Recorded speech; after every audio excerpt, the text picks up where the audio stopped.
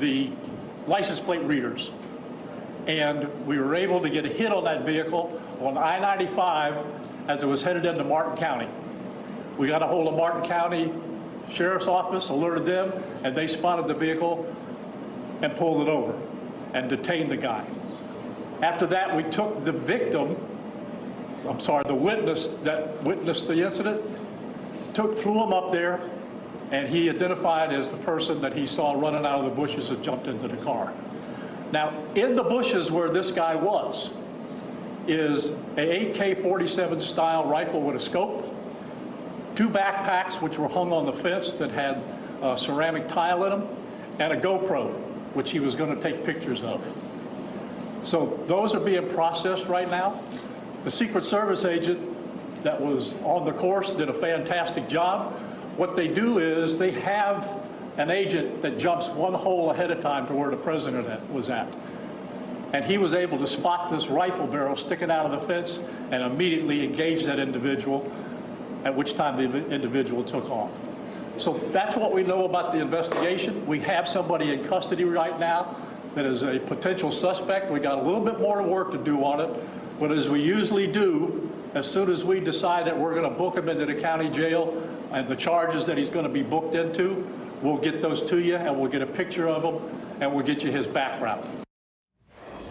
Trump is now back at Mar-a-Lago, and his campaign says that he is unharmed. Democratic vice presidential nominee Tim Walz sharing a statement on X just moments ago saying, "Gwen and I are glad to hear that Donald Trump is safe.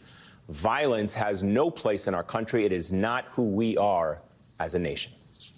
And joining us now, MSNBC national security analyst Frank Figliuzzi. Frank, thank you very much for being here. A couple questions for you. From all the information we just heard from the clip of the press conference we just showed, what stands out to you? Wow, so many takeaways here, Jonathan. Let's try to get through some of them. Number one, this person came very, very close to killing either Secret Service agents and or a nominee for the Republican Party for president. Technology worked today. The license plate reader, the witness, we see old-fashioned police work and we see newfangled police work with regard to the witness who took pictures of the license plate of the vehicle.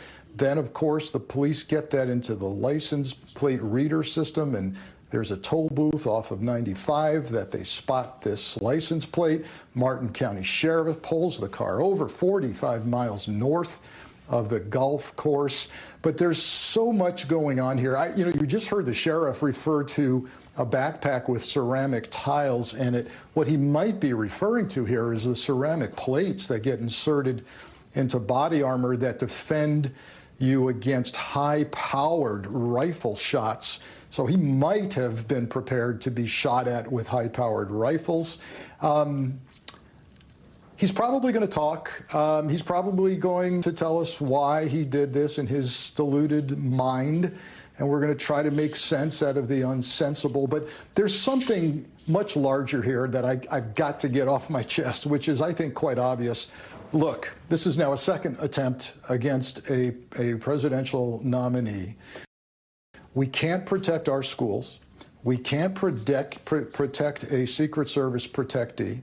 We've heard an acting Secret Service director after the Butler, Pennsylvania attempt say publicly they are challenged in open carry states with regard to open air events.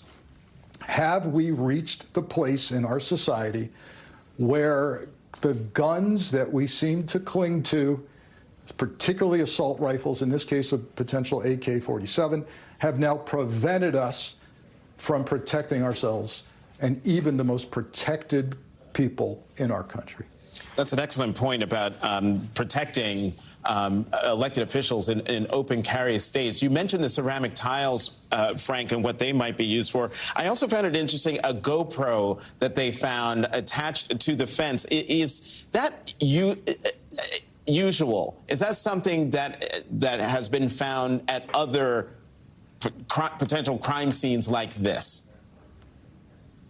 We have had shootings and mass shootings in this country within the last couple of years that have been live streamed. So it's quite possible that this individual was thinking about or was actually planning on live streaming this either on some platform that he was on. And this is not unusual. And it's something, another part of the good and bad of our technology today is now you can live stream if you want to, an assassination attempt. We don't know yet that was planned, but yeah, the GoPro might be an indication that's what he was planning. This is, this may not be political at all. The Butler, Pennsylvania case, the FBI keeps telling us, look, they're searching for a political motivation of some kind, any motivation, and it appears not to be there other than researching, in that Butler shooter's case, different protectees that he might be able to take out. So we're in a period here where infamy is being sought, and we want to attach political motive to it. We may or may not be able to do that. We'll see. Frank, let me ask you about the weapon for a moment. It's a question I asked earlier about the AK-47. It's not necessarily a weapon that we are necessarily familiar with in the United States. It's generally a Russian-made weapon. But the fact that it was an AK-47, does that say anything to you? Is that a point of interest for you? I mean, we're more accustomed to hearing about AR-15s, as we saw in Butler, Pennsylvania, or those that are modified to be like AR-15s, as well as in many of the mass shootings that we see around this country. But it strikes me as a little bit unusual to hear that an AK-47 was used in this incident. Yeah, we know, sadly, too much right now that it's the AR-15 and those style of weapons that become the weapon of choice for shootings. But AK-47 is a bit different, a bit odd. It's been around, gosh, it was produced in Russia initially in 1948, 1949. It's been around forever, and then, continues to be upgraded and mass-produced. And then there's the AK-47 family of weapons that can be produced elsewhere. And so we're not quite sure whether this was the real McCoy or something in the family of AK-47s. But the range is hundreds of yards. That's what we're talking about here. It's as scary, if not more, than the AR-15. It could be a very old weapon. We don't know where that's been, where he got it from. The ATF is scrambling, I'm sure, right now to trace that weapon. Was it stolen? Did he have legal possession of it? Where did it come from? But yeah, it's an old weapon, been around forever, Russian make, but has all that capability. And now we hear there's a scope. There's a scope. So he was prepared to really take a long-range shot accurately. Talk to us, if you can, Frank, about something you alluded to right now, but I want you to expand on it, this notion of copycat, not because of what this individual may have seen in Butler and say, I'm going to do it, but we've seen this time and time again in mass shootings in this country where the mass shooters at schools or other attacks are lionized by people online. They self-radicalize themselves. You just had a former president survive an assassination attempt 2 months ago. The likelihood that it would happen again, I think, frightens everyone in this country so soon after the fact. And yet we know there are people out there who self-radicalize and are lionized by the fact that they see what one mass killer does or attempts to do and then says, I think I can match that or even one-up it.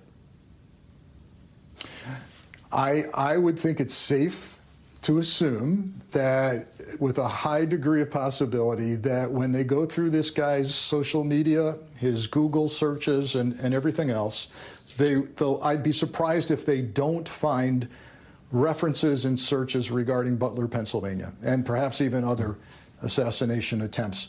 We see it, as you mentioned, in all the school shootings. They seem to emulate each other. It's almost as if the seed of the idea is planted in their heads.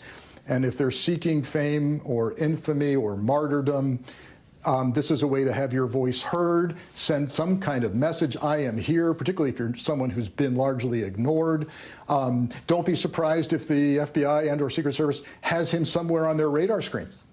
Maybe he's someone who is known. We don't know that yet, but the young people who do the school shootings are absolutely studying and emulating previous school shooters, and why would it be different for adults who are seeking infamy through another kind of shooting? The copycat factor is real. Frank, we have new reporting from our colleagues Tom Winter, Kelly O'Donnell, and Jonathan Dienst, and we read this. 3 senior law enforcement officials briefed on the matter say the person in custody who was shot at by Secret Service while possessing a semi-automatic rifle in Florida is Ryan Wesley Routh.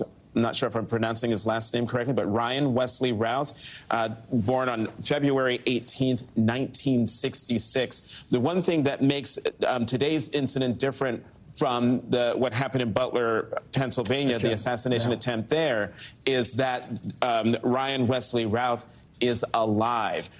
The alleged assailant in Butler, PA, was killed by law enforcement there, and so law enforcement had to comb through his social media. But Frank, talk about the significance of the fact that Ryan Wesley Routh is alive and in police custody, and what that means for the investigation going forward.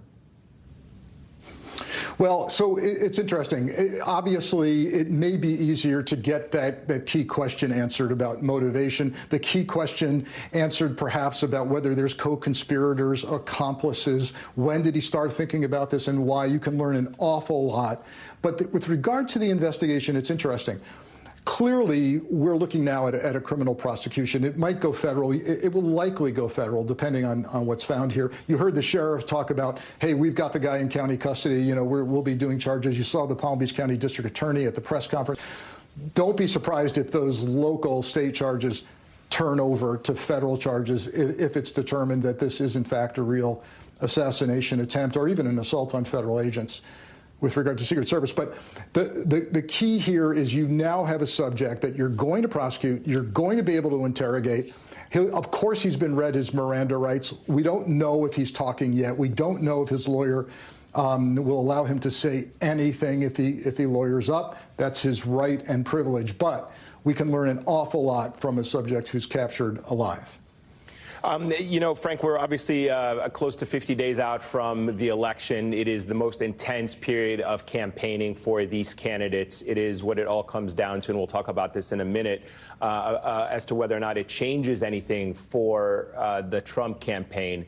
But from a security point of view, from a law enforcement, Secret Service point of view, the threat matrix is changing all of the time. But the fact that this has happened twice now in 2 months, the fact that there was concern about perhaps in the previous assassination attempt connections overseas that have not yet materialized. We know that there are hostile state actors, non-state actors that have vowed to go after the former president. You have people in this country, as you just alluded to, mentally troubled that may be going after the former president.